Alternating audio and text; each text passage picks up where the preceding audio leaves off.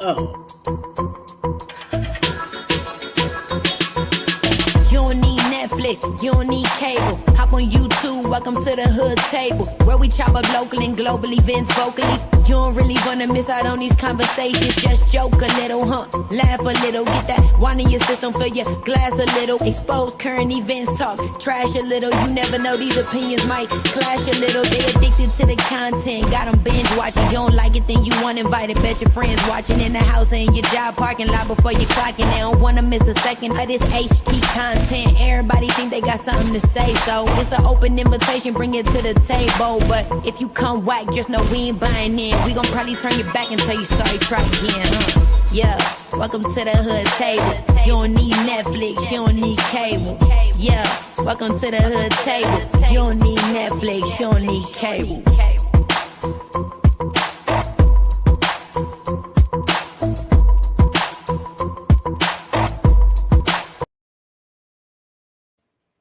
Hey everyone, what's up? How y'all doing? Happy Monday. I hope everybody had a great weekend. And please make sure you come on in and like the video, share the video, please, and thank you very much. And also feel free to hit that membership button. And if you want to donate to the commentary for today's review, feel free to hit the Cash App, the Hood Table 402. Now, I know some of you guys out there are fans of the TV show Harlem, and I told you guys I would be back after the next episode to review. I watched episode 3 and 4, and it seemed like wasn't really too much in 3 for me to review, and that is season 3, episode 3. So it didn't give me too much to go off of for an individual review. So what I did was I waited till episode 4 came out and I reviewed both of those. So it's basically just a review of season 3, episode 4. And of course, the show was titled Foot Rub. Now, feel free to put your comments in the chat about this TV show or your thoughts. Feel free to let me know if you want to click the link. Matter of fact, I'll drop the link before I forget, because if I get too far into my review, I definitely will forget. So I'll drop the link just in case anybody wants to join me to offer their thoughts or opinion on the show. But this is assumably, probably, allegedly the last season of this show. And I'm kind of like down about that because we got 2 seasons. A lot of people really enjoyed it. Then they went like an entire 2 years dang near without another season. Then the 3rd season piloted, and now they're telling us, this is the last season, which again, I'm kind of down about because I feel like we need a lot more from these ladies. And I also feel like they are rushing through this season. So let me know if y'all also feel like they are rushing through this season because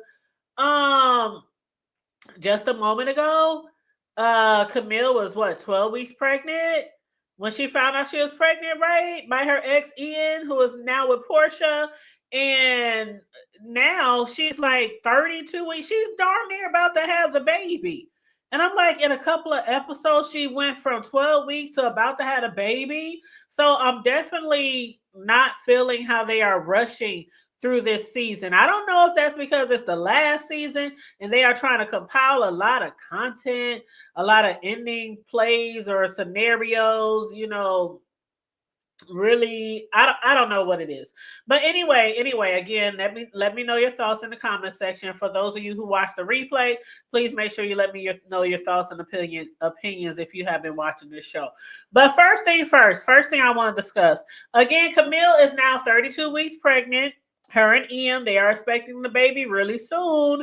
Now, from the ultrasound that she got, it is going to be a little girl. So the sonogram showed a little girl, which they both seem very, very excited about. And I think for those two, I think they'll turn out to be some really, really good parents.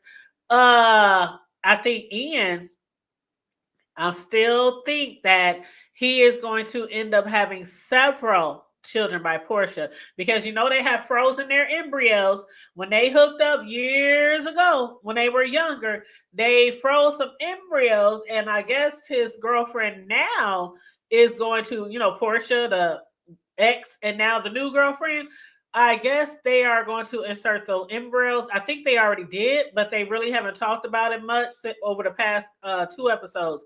So a couple of episodes ago, they discussed it. Camille found out. She was upset.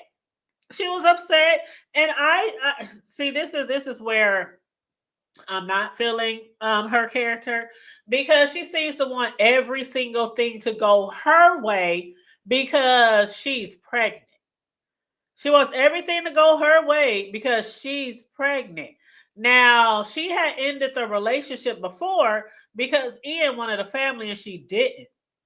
And then she backtracked and fell back on top of that over and over and over again. We saw how they kept coming back to each other. They're so used to being with each other. You know how sometimes exes are. They don't have the desire to move on to a new partner, and they still got some type of love and affection or feeling for someone, still attracted to them. So they're going to keep on, having sex with the ex. Sex with the ex can sometimes be good, but it can sometimes end up in this situation where we are now with Ian and Camille, where they are pregnant and he has another woman who he is also hoping to be pregnant soon. And I think they're going to have more than one child from those embryos. And I think Ian is going to have his handful. And I think Camille is going to be not so happy about it. Now, again, with Camille's character, she's one of those females. Oh, I'm pregnant. You got to drop every single thing that you're doing because I'm pregnant. Even though, we didn't plan this pregnancy. I didn't never want to get pregnant. And now here we are. Okay, here we are. And so this is what it is. So the last episode, she had got really upset with him because he missed out on their appointment. And it was for their what was it? What was the appointment? Oh my gosh. The appointment where the mom and dad usually goes and you practice your breathing, you practice, I can't remember the doggone appointment name, but anyway, he had missed out on it, and she got upset. Come to find out, his girlfriend's father had a stroke. Now, was that true or not is the question, because we didn't see no father. We didn't see them at no doctor's appointment. That could have been a storyline that Portia just gave him because she knew Lamar's house. That's what it was, Lamar's house. She could have just gave him that story because she didn't want him to be with, Camille at their doctor's appointment for their baby. And it seems like Portia and Camille are both jealous of each other. Camille, I'm not sure if she still wants to be with Ian, but Portia definitely wants to be with Ian. And it seemed like she slid right in, like really quick. Like after he broke it off with Camille, they seemed to hook up right away. And as far as Camille knew, she was just a long time friend, somebody he know from childhood, somebody he grew up with, like a bestie or something like that. And come to find out, they all in love. They done frozen embryos in the past, and now they are trying to get pregnant before she goes past her time of being able to deliver a baby. And I think they both are a little bit jealous of her. Thus, when Camille came over there to speak to Ian about the medical bills, because after she resigned from her job, she didn't have any insurance. She thought the insurance was going to carry over for a minute, but she didn't have any insurance. So there was no way that she could pay, use her insurance to pay for that sonogram, pay for that appointment. So she had went to see Ian to talk to him and discuss that and see if he could help out financially, with this baby. Now, what I did like was how he basically, he has been really passionate about her carrying his child. Even though we're not together, I'm always going to be there. I promise you, I'm always going to be there. I'm never going to, desert you or the baby. And so when she came to him with that news, he was like, I got you. He hurried up and sent her a Cash App or a Zelle or something. I don't know if he covered the whole 1,600 or what it was, or even if he covered some or half. You know what I'm saying? That's pretty good for him because technically speaking, she should have insurance. She should have made sure that she has some insurance, okay? Whether it's Obama or something. And then she talking about her homegirl said, well, you can't get Medicaid? Hell no, she can't get no Medicaid. Now, we don't know exactly what her coinage is, but I'm pretty sure that Camille is making too much money to get Medicaid. She might as well get food stamps in that case. But anyway, so I think there's a hint of some jealousy on Portia's part because when Camille did come over there to tell him about the hospital bill, and she got upset because the girlfriend came downstairs, and yes, she's a chef as he claims, or she likes to cook, and she likes for him to have his food right away when it's nice and hot. But I thought that was really petty for her to come running at the door, running outside. Like, who does that? Have you ever made dinner and then ran all the way outside to have somebody taste it instead of waiting on them to come back in the house? So yeah, we know that was a petty move on her part. Basically, she was trying to make sure that Camille know that her ex, which is now Portia's man, is being fed really well. And she's very attentive to his needs. Okay, so that part was a little funny. But anyway, so I'm not sure. Like I said, I'm looking forward to finding out if her father really did have a stroke, as far as Portia that is. But as far as Camille, I think she's being a little bit much and putting a little bit too much on Ian because she acting like they still in a relationship, and that could backfire on her. That could backfire on him. Now, I did say at the beginning of this season that I do think that they might come back around together. But I think she's doing it the wrong way right now because she's kind of forcing herself on him. Like they used to be friends. They started off as friends, then they became lovers, and became in a relationship, and then he wanted to have a family, and then she broke it off. Then they kept sleeping with each other in the meantime and in between time till he moved on. She never did, and he knocked her up. But she is acting almost as if they are still in a relationship, like as a baby daddy. The only person that he really has to be that he has to take care of is the baby, anything relating to the baby. But she's talking about, well, we used to be friends. Can't we still go out and go to out to eat and do this? And we used to get coffee together. We used to, can we still do that? I mean, we used to be friends. And Ian is like, well, I guess, he wants her to be assured that he's going to be there, which he has to be proven. Besides when he missed the, Lamar's classes because his girlfriend's father allegedly had a stroke. So I think he's doing everything he can, including helping her financially with the doctor's appointments until she gets some type of insurance. But I think she's doing too much. She needs to chill out. The girlfriend, I think she has every right to be jealous, even though I thought what she did was petty, because she can tell that there is still something there. There's still something there. And I think she feels like Camille is a threat because she is pregnant with Ian's baby. So we're going to see how that works out. But anywho, moving right along. Okay, so the next relationship couple I want to talk about is, let's see, where do I want to go? How about Seth and Quinn? Okay, so Seth and handsome, he's so handsome. Ooh. Okay, anyway, so they are like 5 months strong into their relationship. And it's supposed to be non-exclusive, exclusive.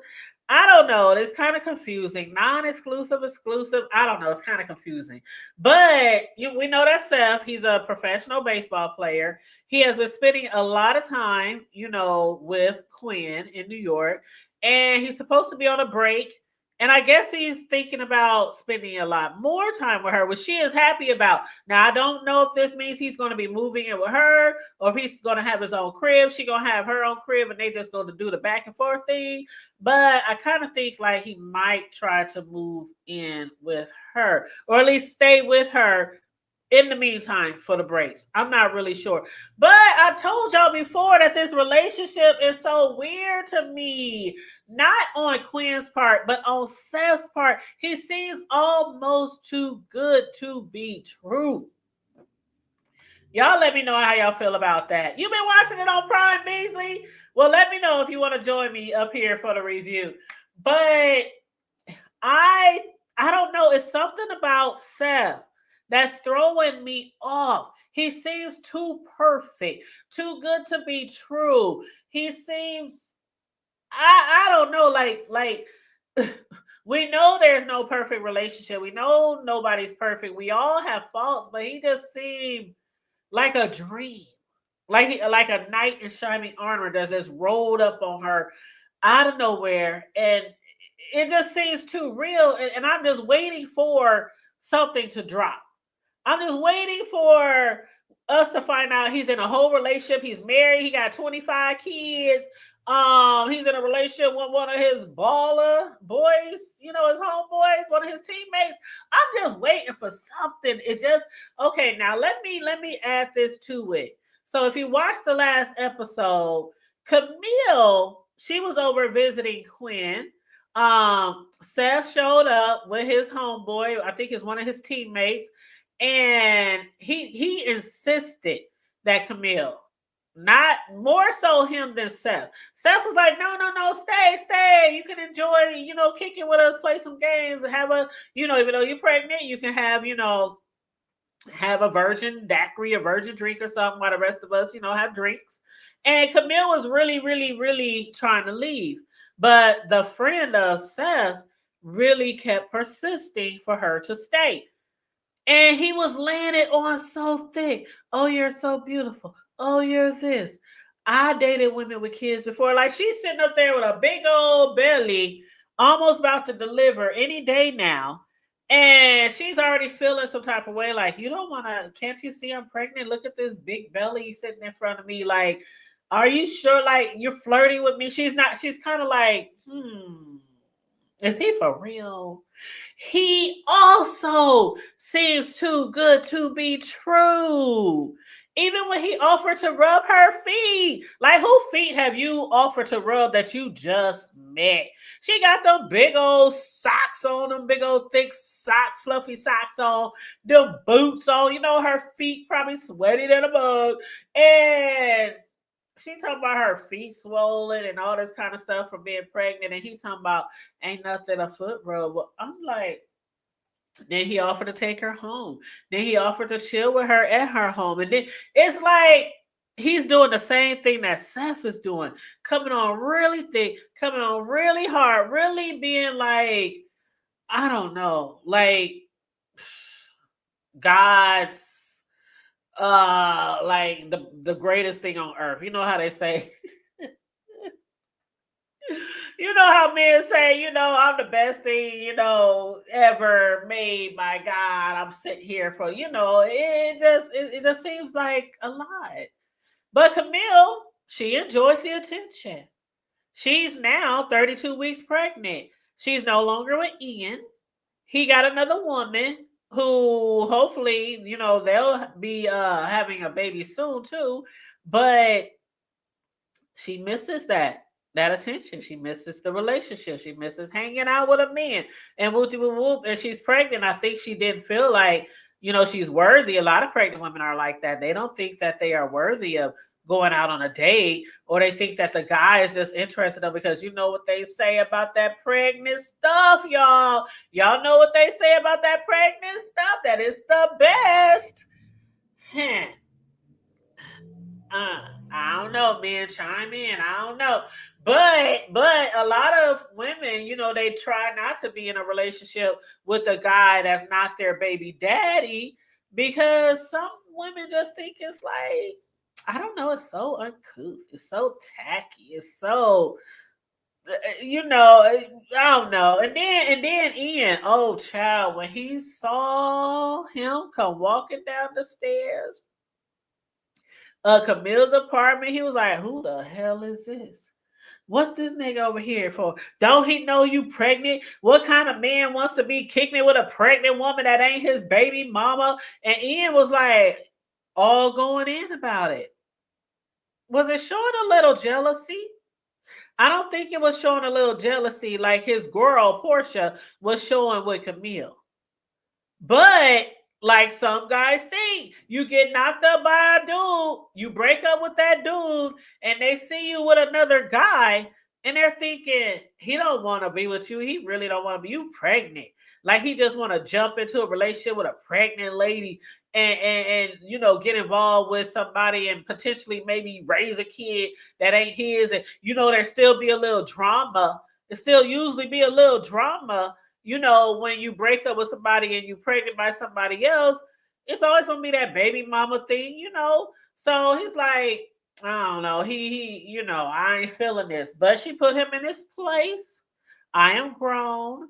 You doing what you want to do over there with Portia. I can do whatever I want to be. Why can't I have fun? You having fun, can't you? Ain't that what she said? Why can't I have fun? You having fun. Right. We can do that too. So, but still, even though I do believe, me personally, I don't believe that there's nothing wrong with a pregnant woman to be dating, to be messing with it. Me personally, I probably, you know what? I ain't gonna lie. I ain't gonna lie. I'm gonna leave that alone. I just thought back to something I might have did when I was pregnant. Woo, let me leave that alone. I'm gonna leave that sit right there. I'm gonna leave that sit right there before I reveal too much information. We're talking about Portia, Ian, and Camille, not about the hood table, okay? So anyway, but yeah, I don't think nothing's wrong with that, but we'll see. We'll see. As far as Portia, I think she was playing games last episode, with saying her dad had a stroke. I don't know. I don't know. Or maybe the writers just want to leave the actual footage out of the scene. Just for us to use our imagination. I don't know. What do you think? Anyway, so moving right along to the next couple. So let's talk about Ty and Eva. Y'all want to talk about Ty and Eva? Okay, so Ty and Eva. Okay, they still going strong too. Now they had a little mini split that lasted 2.5 seconds. And it was all over an argument. Ty, she was working on some work. These two are, they fresh. They still in that I'm in love phase. Oh, I can't get enough of you. I want to be around you all the time. You know that I want to be around you all the time. I'm at work. I can't wait to get off. You at work. I can't wait to get off. You know that, oh my God, I'm going to be sitting there waiting with the door open. I'll just come in. They still in that phase, right? And so there's so much into that phase that Ty offered, her and Eva work, from home at her home, and they get as much work as they done in between, maybe having a little fun. Now we all know ain't that much work gonna be getting done. But the work that Ty did get done, oh, Eva has some shit to say. She has some, how you get a book report or an essay or something, the teacher give it back, and it's just red marks all over the place, a lot of editing, a lot of scratches, a lot of underlining, a lot of right. So that's how she was being with Ty's work, and Ty was very offended. But Eva was like, hold up, you giving me a lot. You talking about I'm giving you a lot. I'm being critical, yes. But am I supposed to pacify you and just say, great job, Ty, even though I might think it's not your best? And she basically told her, the white people or the other people at your job, you don't give them all this. When they tell you that you might want to redo this, that's not good enough, you probably could do a little better. She was like, oh, you ain't never gave me this much. Like, compared to them. But she wasn't feeling it, and she was like, you know what? I don't need this. I'm good. I'm good. Basically, you get the hell out of my house. So she left. Eva left. She went home. I think Ty showed up, how many days later? Like, I don't know. It seemed like the next day. I don't know. But the way they rushing these TV shows, this particular season, but she came over, knocked on her door, and returned something to her, which Eva said you could have mailed. You could have put it in the mailbox or something like that. But she definitely wanted to see her, and she wanted to talk and apologize because she loves her. Eva loves her. They admitted it to each other. And next thing you know, Ty was up at her house and probably up on her couch. Okay, that's where it all started, right? She said she would love to have Eva spread eagle on the couch. So I'm sure that they might have ended up on the couch. But anyway, yeah, Ty, what she's seeing in Eva, I think might be a good thing for her as far as she's trying to help her level up. She's trying to force her to be the best that she can be. Now, I didn't even think we'd be at this point because of the fact that when Ty had told her about her relationship with her family and how instead of coming out the closet, she left. She literally left town. She ran off and moved to New York without ever telling her family that she was a lesbian. And Eva wasn't feeling that at first because Eva, she's out, she's proud. Her family knows, her friend knows, probably her co-workers know, everybody know.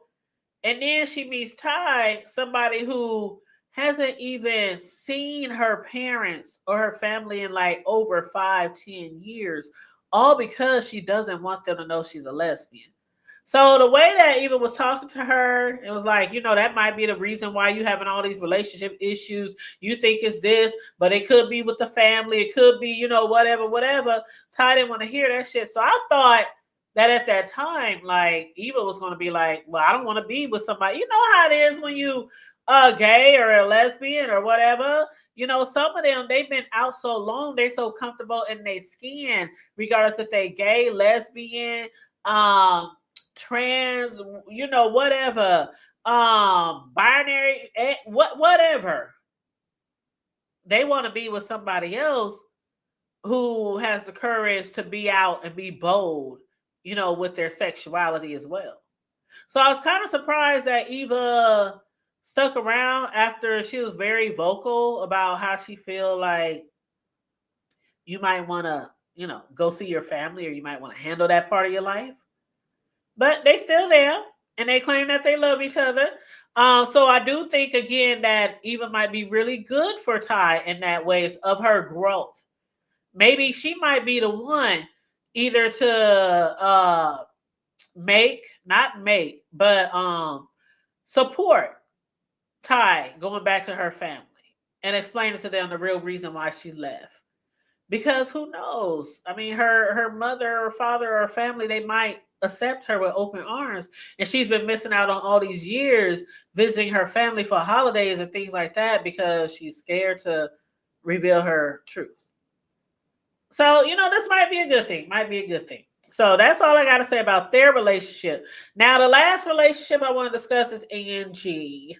And I love me some Angie. I'm trying to sound just like her. But I love me some Angie. And on the show, she has a part in Girls Trip the Musical. And her director had told them that somebody was coming to check out the show. One of the biggest critics, the well-known, most recognized, respected critic.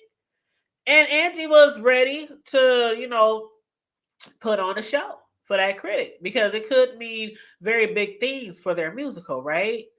But her fiance, Mike, he ain't really feeling that song Drugs in My Booty. And let me tell y'all, when I heard Drugs in My Booty, when I actually heard her, because Angie has been like singing bits and pieces of it around the house, around her fiance. But we got to actually see the actual routine.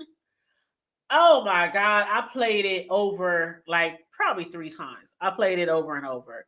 I was so feeling it because I'm like, drugs in my booty. What kind of scene is this? But it's so cute and it's so lively, and the dancing and the acting and the singing. Oh my God. It was really, really good. Really, really good in my Angie voice. And so he tried to tell her, are you sure you want to do that?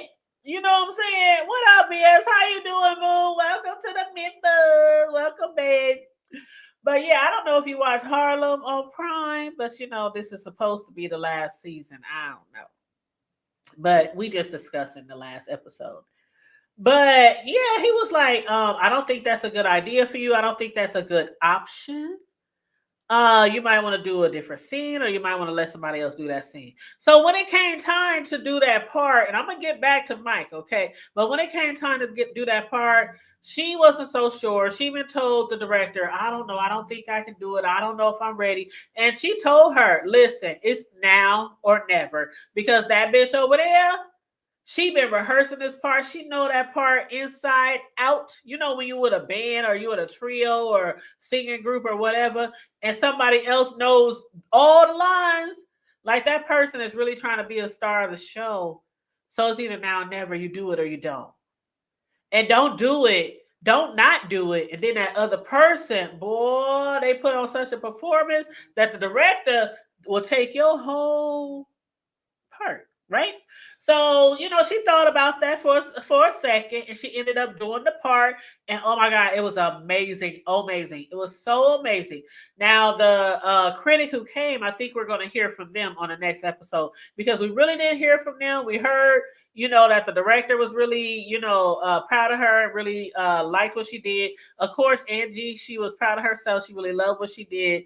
And how it turned out. She ran home. She told her fiance, Mike, that she was happy about it. She basically told him, I'm going to do this. I'm going to be in this musical. And this is what I like to do. I like to sing. I like to dance. I like to act. And this is what I want to do because he wants her, getting back to that, Mike. He wants her to basically be a mom pregnant and barefoot around the house. That's what he's acting like.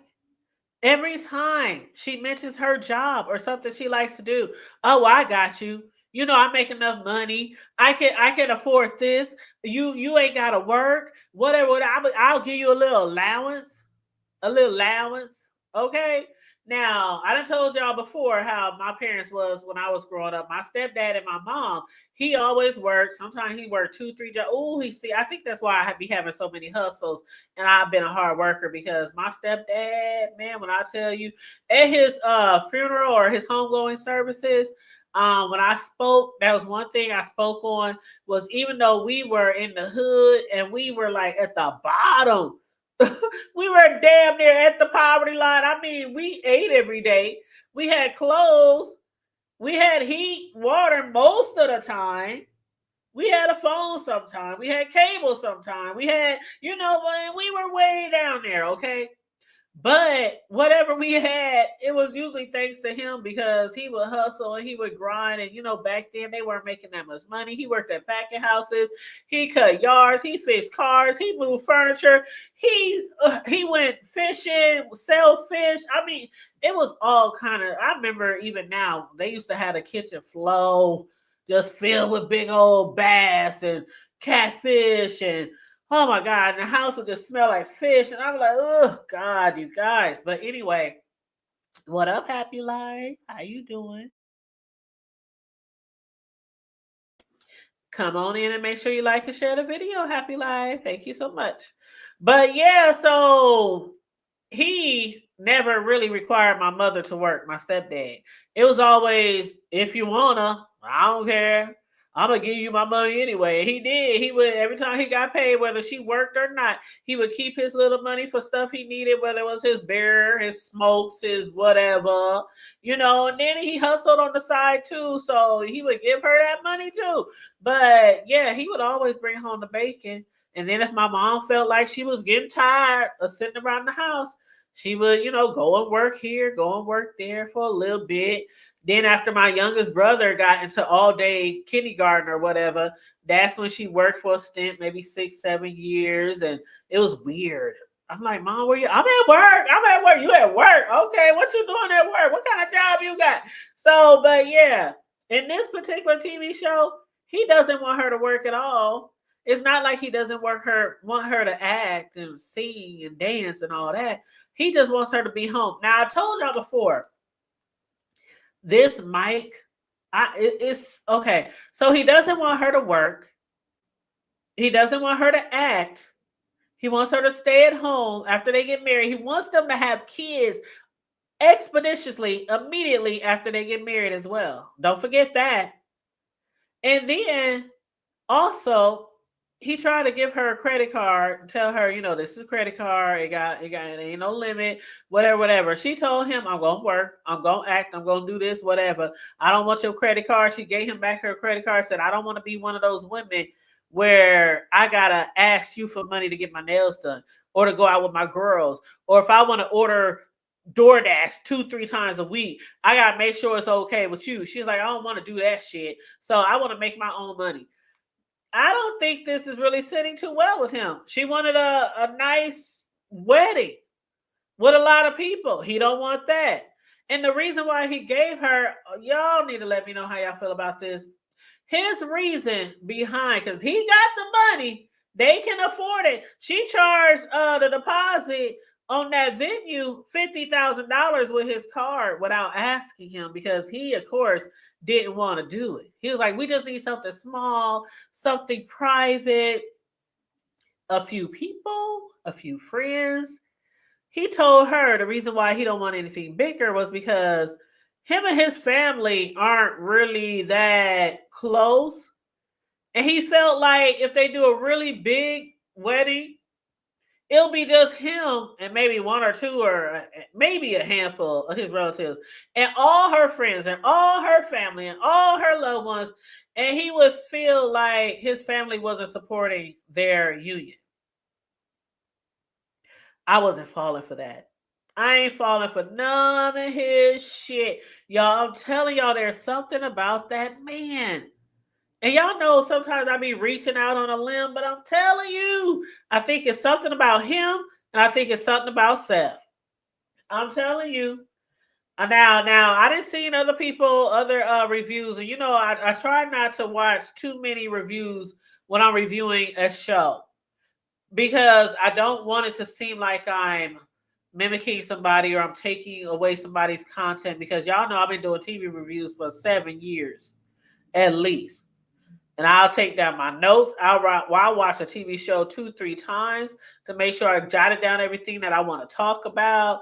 I ain't one of those people who ain't even got the Prime or ain't even got the Netflix or ain't even got the BET, but just run over and watch somebody else's review and come back to my channel and hit live.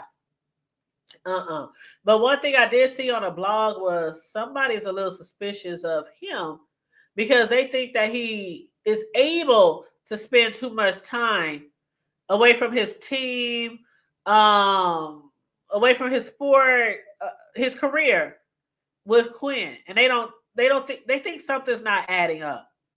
I really don't know if it's something to do with that, but I don't know. It's just something to do with him. I think it's some bones, some secrets, something in the closet that's gonna come out. And as far as this dude with Angie, child, I don't know. I don't want to say I think he's abusive or anything like that, but he comes off controlling. You know how men are controlling. And what up? How you doing? Is that Noble? Yes. What's up, Noble? How you doing? Welcome to the show. Welcome to the show. So, and I think I might go live a little bit later to talk about some B-sector shit, but I don't know. It depends on how I feel. But anyway, back to the show though. You know how some people, they're not really controlling. The ones that are controlling and maybe abusive, they're in the beginning, they're not.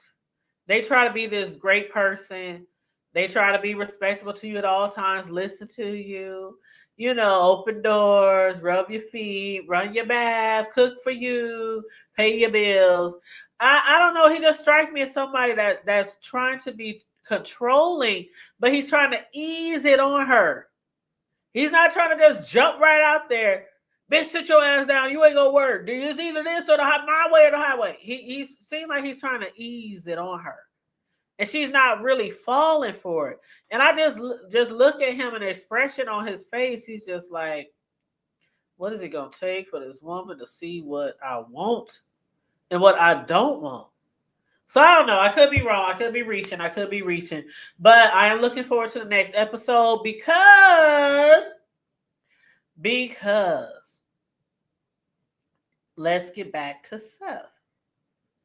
Now, Seth, after him and Quinn, doing their little rounds in the bedroom, in the boom boom room, after they both admitted that they are in love with each other, he gets a phone call in the middle of the night while they're sleeping. He answers the phone. He walks away. And he's like, "Hey, what's up?" "Yeah, I'm kicking it with Camille." And I'm like, "Okay, maybe that's one of his homies, maybe his mother or something like that." But what he said next, I was like, "Hold up, wait a minute, hold up, swole up. Who you talking to on that phone? Who you talking to?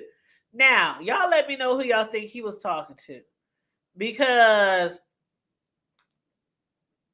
some people might think that he got another woman. But I don't think so. I don't think he has another woman. I think that that might have been his daughter or something, or maybe his sister. I mean, the call was in the middle of the night. We don't know what time it was. Did they show the clock? I don't remember seeing a clock. Maybe they did. I want to say it was like maybe 3 in the morning. I don't know why I'm thinking 3 in the morning, but because I don't remember seeing a clock, but maybe I did. But anyway, he did get a phone call in the middle of the night, and he told another woman or somebody on the phone that he'll be wherever he's going to be next soon and that he loves her. But the fact that he was talking real loud, it wasn't like he went into another room, a secluded area of the crib, and started whispering, "Okay, I love you. I mean, also." It wasn't none of that. He was like talking in his regular voice. But Quinn heard it, and she sat up and she did, that sister girl look where you be like, "I know this nigga didn't. I know this motherfucker. Who the fuck who he talking to in the middle of the night? Talking about he be there soon and that he loves them." I don't think that it's another woman that he is trying to talk to on the phone, at least at that moment, because he was too loud. Now I do think there's something not sincere about him as far as his behavior. I told y'all that, and I also think the same thing for his homeboy who was trying to, hook up with, Camille's pregnant ass. It's just something, they both seem too good to be true. I don't know what it is exactly, but at that moment in time, in the middle of the night, I don't think it was another woman per se, like somebody he's sleeping with. Yeah. So, oh, Beauty in Black was good. Paradise. Oh my God. Paradise was so good, Noble. I mean, the twist at the end. Ooh, I can't even. Ooh, man. Ooh, I would love to talk to somebody about Paradise. That show, in the beginning, I was like, something's off here. What is it? What is it? Something is off. And then when they started having a flashback, okay, I don't know how far you are, so let me just shut up because I don't want to ruin it. I don't want to ruin it. But yeah, Paradise was good. Black and Beauty. I think I got like 2 episodes left for that to watch, or Beauty and Black. I think I got 2 episodes of that left to watch. But yeah, I've been enjoying both of those. So that's what I've been doing a lot. I've been watching a lot of TV shows. I've been working on my cake orders. I got orders this weekend for the Super Bowl. I have posted pictures of the Super Bowl edible picture that I'm going to be putting on my cakes for the Super Bowl in honor of the Super Bowl. And I did post 4 of them, and I had you guys, vote which one you like the best. The one that y'all like the best is the one that I really like the best too. So that's the one that I'm going to use on the cake that I'm going to be making. But I also have okay, I can't say what the other one is because somebody listens to me and the cake is for them. So I can't get into that. But I'm going to have a little surprise cake decorating session for you guys. Now I'm going to record it and I'm going to upload it, but it's just a little surprise for y'all. Y'all ain't even going to guess what it is, so don't even ask. But yeah, so anyway, I can't get too much into it because, like I said, one of my subscribers who this cake is for, they might listen to my show or, whatever. But anyway, you said Beauty in Black is surprising. Yeah, it is surprisingly really good. But yeah, that is a really good show. So those are some recommendations, you guys. The show that we're reviewing today, if some of y'all have never seen it, Harlem. It's a really good show. Beauty in Black, like Noble said, is really good. Also, Paradise, that has a plot twist. Ooh, out of this world. I didn't see it coming. Ooh, I didn't see it coming. And Noble, all I'm going to say is Red Rabbit. When it comes to Paradise, Red Rabbit. I was like, what the hell is Red Rabbit? Why does woman keep saying Red Rabbit? What the hell is Red Rabbit got to do with anything? And then at the end, when you find out, you're going to be like, oh my God, I know this. Okay, yeah, that's a good TV show. Yeah, Paradise is good. But anyway, that's all I got on my TV show review of Harlem. I hope y'all enjoyed it, especially the ones who are fans of Harlem. I know some of y'all probably don't watch the show, but y'all still support a sister. Y'all give me a click and a like and things like that. So I do appreciate that. You guys make sure you share the video, like the video if you haven't already. Feel free to subscribe to the channel if you're new here. And again, for the replay gang, if you watch the replay and you got something to say about the commentary or the TV show, your thoughts or opinions, please feel free to let me know. Please and thank you so much. And again, if you want to donate to the commentary, feel free to do that as well. $ the hood table 402. Thank you so very much. And as we always do at the end of our show, stay safe, be blessed, remain vigilant at all times, and always remember to keep it hood.